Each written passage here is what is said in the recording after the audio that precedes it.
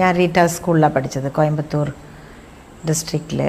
അവിടെ 45 സ്കൂളിന് കോമ്പറ്റീഷൻ ഉണ്ടായിരുന്നു. അപ്പോൾ അതിൽ എനിക്ക് ഫസ്റ്റ് പ്രൈസ് കിട്ടി. ഇത് സുന്ദര വടിവേലു എന്ന് പറഞ്ഞ ഒരു മിനിസ്റ്ററാണ് കൊടുത്തത്. ഫസ്റ്റ് പ്രൈസ് അനൗൺസ് ചെയ്തപ്പോൾ അങ്ങേര് പറഞ്ഞ് ഈ കുട്ടി വരുംകാലത്തിൽ ഒരു വൈജയന്തിമാലയോ പത്മിനിയായോ വരുമെന്ന്.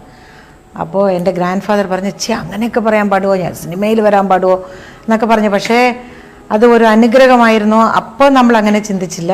പിന്നെ പിറ്റേ ദിവസം മാലൈ മുരസ് എന്നൊരു പേപ്പറിൽ എൻ്റെ ഫോട്ടോഗ്രാഫ് ഉണ്ടായിരുന്നു. എൻ്റെ അമ്മ അതും കൊണ്ട് ഓടി, എൻ്റെ മോളുടെ ഫോട്ടോ വന്നിട്ടുണ്ട് പത്രത്തിലെന്ന് പറഞ്ഞ്. അപ്പോൾ അതൊക്കെ അപ്പോൾ എനിക്കതൊരു ത്രില്ലായിട്ട് തോന്നിയിട്ടില്ല. എന്നെ ഡാൻസ് ചെയ്യിപ്പിക്കുന്നതേ എനിക്ക് ഇഷ്ടമല്ലായിരുന്നു. ഞാൻ സ്കൂളിൽ നിന്ന് വരുമ്പോഴേ വയറ്റ് വേദന എന്ന് പറഞ്ഞുകൊണ്ട് വരും, കാരണം മാസ്റ്റർ എടുത്ത് കളിക്കണമല്ലോ എന്ന്. ഇപ്പം അമ്മ പറയുന്നത് എന്തിനാ നീ കഷ്ടപ്പെടുന്നതെന്ന്. പക്ഷേ ഇപ്പം ഞാൻ എൻ്റെ ഇഷ്ടം കൊണ്ട് ചെയ്യുന്നു. ഡാൻസിൽ നിന്ന് ജീവിതം തുടങ്ങി, ജീവിതം ഡാൻസിൽ നിന്ന് തുടങ്ങി. അത് എനിക്ക് എക്സ്പ്ലനേഷൻ ഇസ് വെരി ഡിഫിക്കൽട്ട്. ജീവിതം തുടങ്ങി, ഡാൻസ് പഠിച്ചു, പിന്നെ സ്കൂളിൽ പഠിച്ചുകൊണ്ടിരുന്നപ്പോൾ നന്നായിട്ട് പഠിച്ച് നന്നായി വരണമെന്ന് വിചാരിക്കും. അങ്ങനെയൊക്കെ ചിന്തിക്കുന്നതൊക്കെ ഒരു മനസ്സ് വരുമ്പോഴേക്കും തന്നെ ഞാൻ സിനിമയിലായി.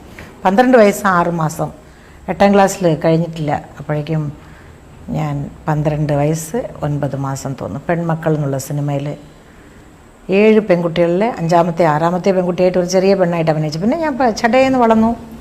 അത് ഡാൻസ് കൊണ്ട് തന്നെയാണ് എനിക്കതൊക്കെ അഭിനയിക്കാൻ സാധിച്ചത്. ബിക്കോസ് എനിക്ക്